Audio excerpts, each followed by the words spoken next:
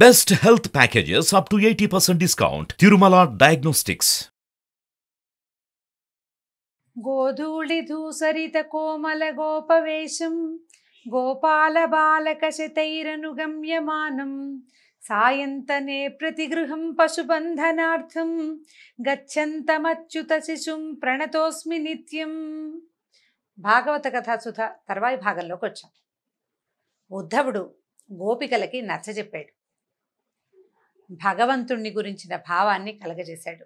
అంతకు ముందు వరకు కృష్ణుణ్ణి పురుషుడుగాను తమను తాము అతనికి ప్రేయసులుగాను భావిస్తున్నటువంటి గోపికలు అతడు భగవంతుడని, అతడి పట్ల తమకి ఏ భావమైతే ఉందో అది సరైనది కాదని, తమకున్న అత్యంతమైన ఆ భావాన్ని భక్తిగా మార్పు చెందించుకోవాలని తెలుసుకున్నారు. ఇదంతా జరిగిన తర్వాత ఉద్ధవుడు వారికి అర్థమయ్యేలాగా ఈ విషయాన్ని చెప్పి అక్కడి నుంచి మధురా నగరానికి తిరిగి వచ్చేసాడు. ఈ తిరిగి వచ్చిన ఆ పరివర్తనకి కారణమైన ఉద్ధవుడికి మనసా వాచా నమస్కరించారు గోపికలు. తిరిగి వచ్చిన తర్వాత కాలంలో వ్రజంలో ఉన్ననాళ్ళు తమతో కృష్ణుడు ఎలా ఉన్నాడో, కృష్ణుడి తాలూకు చేష్టలని, అతని యొక్క బాల్యం యొక్క విశేషాలని తలుచుకుంటూ నందవ్రజంలో ఉన్నవాళ్ళు నిరంతరము సంతోషంతో ఓలలాడుతూ ఉండేవారట. ఉద్ధవుడు తిరిగి వచ్చిన తర్వాత కృష్ణుడు తను ఎవరెవరికి ఏమేమి మాటలు ఇచ్చాడో ఆ మాటలన్నీ జ్ఞాపకం చేసుకున్నాడు. కంసుడి నగరానికి అంటే మధురా నగరానికి వచ్చినప్పుడు మధురా నగర దర్శనం చేస్తుండగా కుబ్జకి ఇచ్చిన మాట ప్రకారం త్రివక్ర అయిన కుబ్జని సౌందర్యవతిగా మార్చినప్పుడు ఆమె మా ఇంటికి రమ్మని అడిగింది. ఆమెకి ఇచ్చిన మాట ప్రకారం ఉద్ధవుడిని తోడు తీసుకుని కుబ్జ తాలూకు ఇంటికి వెళ్ళాడట. కుబ్జకి నగరంలో ఉన్న పరిస్థితులు తెలుసు. అప్పుడు నవయవన మన్మథాకారంలో కనబడిన ఒక గోపాల బాలకుడు ఇప్పుడు రాజుకి పక్కనుండేవాడని, రాజకుమారుడని, అతని వల్లే ఈ రాజ్యం నడుస్తోందని, అతను సాక్షాత్ భగవత్ స్వరూపమని అవన్నీ తెలుసు. తనకిచ్చిన మాట ప్రకారం వస్తాడా రాడా అని అనుకుంటూ ఉండేది. కేవలం సైరంధ్రి అయిన తన ఇంటికి వస్తాడో రాడో అని భావించేది. ఆయన తన ఇంటికి రావడం చూసి సంభ్రమంతో లేచి ఎదురేగి అర్ఘ్యపాద్యాదులు ఇచ్చింది. ఈమె కూడా గోపికల వలె కృష్ణుడితోటి భౌతికంగా ఆయనతోటి కలిసి ఉండాలని భావించింది.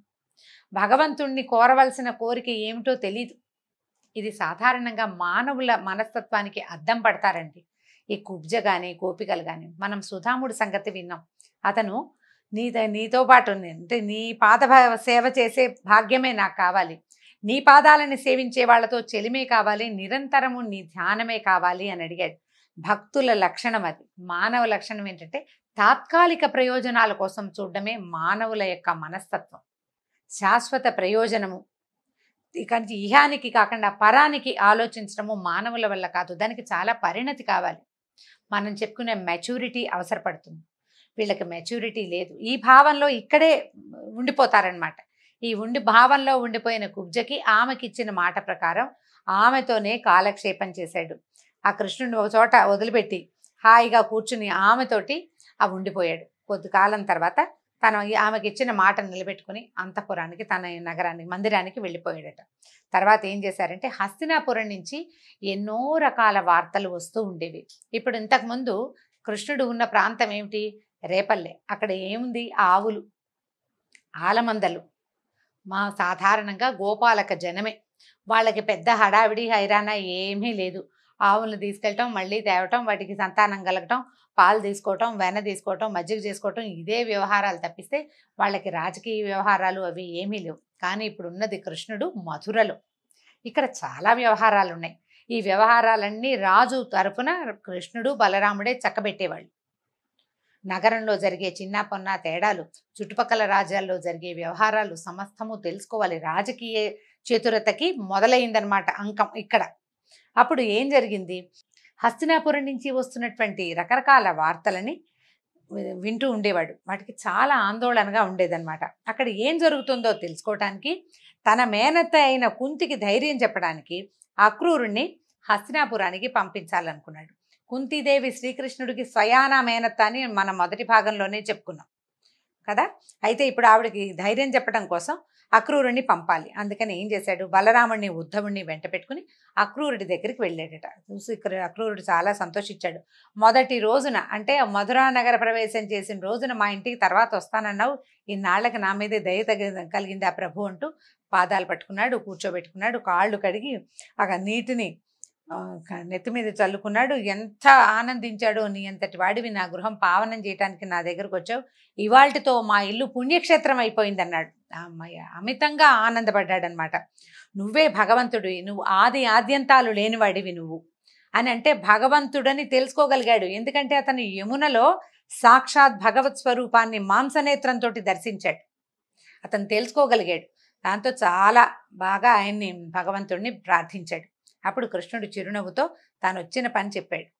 కృష్ణుడు ఏం చెప్పినా అక్రూరుడు చేస్తాడండి. కానీ పని మనదైనప్పుడు ఒక విధానంగా ఎలా మాట్లాడాలో కృష్ణుడు తెలియచేస్తాడు మనకి. ఏం చెప్పాడంటే, అక్రూరా, నువ్వు మాకు పినతండ్రివి, గురువువి అంటే పెద్దవాడివి, ఇక్కడికి వచ్చి ఏం చేయాలో నువ్వే కదా మాకు చెప్పేవు. తర్వాత బంధువులలో శ్రేష్ఠుడివి, మేము నీకు బిడ్డలం. నీలాంటి పూజ్యుడు, చాలా సేవింపదగిన వ్యక్తుల్లో నువ్వు ఒకడివి. నువ్వు చాలా పూజ్యుడివి. ఏ దేవతలైనా పూజిస్తే అనుగ్రహిస్తారు, కానీ నీలాంటి పుణ్యపురుషులు పూజించకపోయినా సరే అనుగ్రహిస్తారు. లోకం పట్ల మీ అనుగ్రహం ఎప్పుడూ ఉంటుంది. కాబట్టి నువ్వేం చేయాలి, నాకు ఒక చిన్న పని చేసి పెట్టమన్నాడు. నువ్వు సాధు పురుషుడివి, ఎంతో సాధువి, నిన్ను దర్శిస్తేనే పాపాలు పటాపంచలైపోతాయి. పాండురాజు చనిపోయాడు. మా మేనత్త కుంతీదేవి చిన్నపిల్లలైన కుమారులతోటి హస్తినాపురం చేరింది. ధృతరాష్ట్రుడు పిల్లల్ని రక్షిస్తాడని భావించింది, కానీ అతడు తన కొడుక్కి లొంగిపోయాడు, పుత్ర ప్రేమకి లొంగిపోయాడు. పాండవుల పట్ల ప్రేమ జాలి కూడా లేకుండా ప్రవర్తిస్తున్నారని తెలుసుకున్నాం, అలా వింటున్నాం. కాబట్టి నువ్వు హస్తినాపురానికి వెళ్ళు, అక్కడ పరిస్థితి ఏంటో తెలుసుకో. కుంతీదేవి పాండవులు సుఖంగా ఉండేందుకు ప్రయత్నం చేయి. ధృతరాష్ట్రుడు నిజంగానే మనం వింటున్నట్టుగా, అంటే మనం ఏవో రకరకాలు వింటాము, ఆ నోట ఈ నోట చేరేసరికి వార్తలు పెద్దవైపోతాయి, అది నిజమో కాదో తెలుసుకో అని చెప్పాడు. తర్వాత అక్రూరుడు హస్తినికి వెళ్ళడానికి ఏర్పాట్లు చేసుకున్నాడు, వెళ్ళాడు. ఒక రాజ్యానికి వెళ్ళినప్పుడు పద్ధతి ప్రకారం చేయవలసినట్టుగానే ముందు భీష్ముడిని, మహారాజు ధృతరాష్ట్రుడిని, పెద్దవాళ్ళని దర్శించాడనమాట. ఆ తర్వాత విదురుడు, కృపాచార్యుడు, ద్రోణుడు, కర్ణుడు అందరినీ ప్రాధాన్య క్రమంలో, కర్ణుడు అప్పుడు ఉన్నాడో లేడో మరి, ప్రాధాన్య క్రమంలో అంటే ఆ ప్రోటోకాల్ ప్రకారము పెద్ద నుంచి చిన్న దాకా అందరినీ దర్శించాడు. తర్వాత విదురుడితోటి కలిసి వెళ్ళి కుంతీదేవిని పాండవుల్ని కలిశాడు. కలిసిన తర్వాత కుంతీదేవి అక్రూరుడు అక్క అన్నయ్య చెల్లెళ్ళ వరస, వాళ్ళ కజిన్ కదా.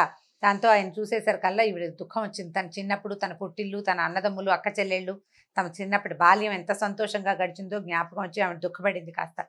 మా వాళ్ళంతా బాగున్నారా, భోజుడు అందకుడు అందరూ కులసాగా ఉన్నారా, వసుదేవుడు వాళ్ళు బాగున్నారా అని అందరిని గురించి అడిగింది అనమాట. కృష్ణుడు నా పిల్లల గురించి తెలుసుకుంటున్నాడా, నా బిడ్డల్ని తలుచుకుంటున్నాడా కృష్ణుడు అని అడిగింది. అడిగి, నేను పట్టమహేషిని, ఒకనాడు భర్తను పోగొట్టుకుని ఇలా అయిపోయాను, నా పిల్లలేమో సంతానం ఎలా ఉంది, తోడేళ్ల మధ్య చిక్కుకున్నట్టుగా లేళ్లలాగా బతకాల్సి వస్తుంది, ఇక్కడ చాలా ప్రమాదాలు ఉన్నాయి, ఆ కృష్ణుడు వచ్చి నన్ను కాపాడతాడా అని నేను ఎదురు చూస్తున్నాను, ఏదైనా మార్గం ఉంటే చెప్పమని అడిగింది. అడిగేసరికల్లా ఆయన ఏం చెప్పాడు, ఓదార్చారన్నమాట విదురుడు అక్రూరుడు. కుంతీదేవి, నువ్వు బాధపడకు, నీ పిల్లలు కుమారులు దైవాంశ సంభూతులు, వాళ్ళకి ఎవ్వరూ హాని చేయలేరు, అజేయులు, వాళ్ళు మహావీరులు అవుతారని ఆమెకి ధైర్యం చెప్పారు. అప్పుడు పాండవుల స్థితి, దుర్యోధనుడి మనస్తత్వము, ఆ దుర్మార్గము అర్థం చేసుకోవడానికి అక్రూరుడు కొన్ని నెలల పాటు హస్తినాపురంలోనే ఉండిపోయాడట. అన్నీ తెలుసుకున్నాడు. అన్నీ తెలుసుకుని చివరికి వచ్చేసే ముందు ధృతరాష్ట్రుడిని కలిశాడట. ఏమని దండం పెట్టాడు, నీకు నమస్కారము, నువ్వు మీ తమ్ముడు మరణించిన తర్వాత ఈ రాజ్యం నీకు వచ్చింది, వాస్తవానికి నీకు అధికారం లేదు, నువ్వు రాజవ్వాల్సింది, నీకు కళ్ళు లేవు కాబట్టి మీ తమ్ముడికి రాజ్యం ఇచ్చారు, అతను సామ్రాట్, అతను లేడు కాబట్టి నువ్వు ఇప్పుడు కూర్చున్నావు అని గుర్తు చేస్తున్నాడు అనమాట.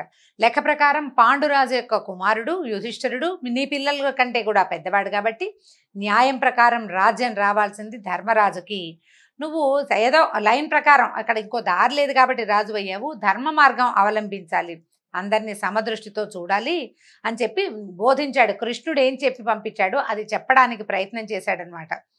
మనం వ్యక్తులు ధర్మ మార్గంలో ప్రవర్తించకపోతే ప్రజలు అసహించుకుంటారు, లోకంలో కీర్తి నశిస్తుంది, పైగా బ్రతికినంత కాలమే కాదు మరణానంతరం కూడా అపకీర్తి మన వెన్నంటి ఉంటుంది, ఎప్పటికీ ఒక దుష్టుడుగానే జ్ఞాపకం పెట్టుకుంటారు మనని. కాబట్టి సరిగ్గా ప్రవర్తించాలి, నీకు ఆ దుస్థితి రాకూడదంటే నీ కుమారులు పాండవులు సమానమేనన్న భావంతో నువ్వు ప్రవర్తించాలని చెప్పాడు. ఎందుకంటే లోకంలో ఏది శాశ్వతం కాదు, ఈ క్షణంలో శరీరం ఆత్మకి ఆశ్రయం అవుతుంది, తర్వాతి క్షణంలో ఈ శరీరం దేనికి ఆశ్రయం అవుతుందో ఎవరికీ తెలియదు. నీవు ఆత్మకు ఆశ్రయం ఇచ్చింది ఈ శరీరం, రేపొద్దున ఈ ఆత్మ ఇంకే శరీరాన్ని ఆశ్రయిస్తుందో తెలియదు, ఒక రోజులో మారిపోతుంది. శరీరమే శాశ్వతం కానప్పుడు శరీరం పోతుంది, ఆత్మ నిత్యము, అది ఎక్కడికి ఇక్కడికి తిరుగుతుంది. నిత్యము కాని శరీరము, దానివల్ల వచ్చిన భార్య పిల్లల కోసం మీద వ్యామోహంతో ఈ రకంగా దుష్ప్రవర్తన చేయకూడదు, ఈ అనుబంధాల కోసం పాపకూపంలోకి పడకూడదు, పుత్ర వ్యామోహంలో పడద్దు అని చెప్తున్నాడు. తర్వాత ప్రతివాడు తాను చేసిన పుణ్యఫలం వాడే అనుభవిస్తాడు, ఎవ్వరికీ పంచి ఇవ్వలేడు. అలాగే తాను చేసిన పాపకర్మ ఫలం కూడా తనే అనుభవిస్తాడు. పోనీ నేను పంచుతాను తీసుకుంటారు అంటే ఎవరైనా తీసుకుంటారు? మన పాపాన్ని ఎవ్వరూ తీసుకోరు, మన పాపాన్ని ఎవ్వడూ పంచుకోడు. మానవులు ఏం చేస్తారు, మేము చాలా తెలివిగలమని అనుకుని బోళ్ళంతా పోగు చేస్తారు డబ్బు. పిల్లలంతా సొమ్ములు తీసుకుంటారు కానీ గౌరవించరు. నువ్వు మమ్మల్ని కన్నావు కాబట్టి మమ్మల్ని పోషించడం నీ బాధ్యత అనేస్తారు. క్రమంగా ఏం చేస్తారు, నిన్ను తిట్టిపోస్తారు కానీ నీ డబ్బు మాత్రం వాళ్ళకి కావాలి.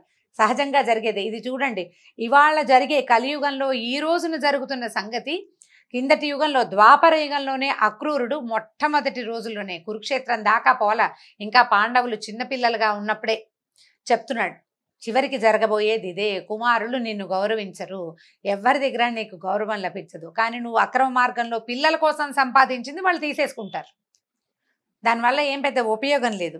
కాబట్టి మనకున్న మానవులకి ఆయుర్దాయం కొద్దిపాటిదే, శాశ్వతమైన వాడు ఏ మానవుడు కాదు. ఈ ఉన్నప్పుడు ఈ లోకంలో గడిపే జీవితాలు, వీటిని పోగేసే ఐశ్వర్యాలు కేవలం మన కళ్ళలో దొరికే భోగం లాంటిది. నిద్రలేచేసరికి కళ అయిపోతుంది, మరణించేసరికి జీవితం పరిసమాప్తి అయిపోతుంది. సంపాదించిందంతా పోవడమే, అందులో ఏ ఒక్కటి మనం బతికెళ్ళేది ఏం ఉండదు. కాబట్టి నువ్వు తెలుసుకో, ఇలాంటివి తప్పులు చేస్తే గనక, పొరపాట్లు అన్యాయార్జితంగా ఏదైనా తెస్తే గనక ఈ లోకంలో నష్టపోతారు, మరణానంతరం అంధతా మిశ్ర నరకాలకి పోతారని నీతికో విధులు చెప్తారు. జాగ్రత్త పడమంటాడు, మంచి మార్గంలో ఉండు, నువ్వు సరిగ్గా ప్రవర్తించు అని ఎన్ని విధాలో చెప్తాడు.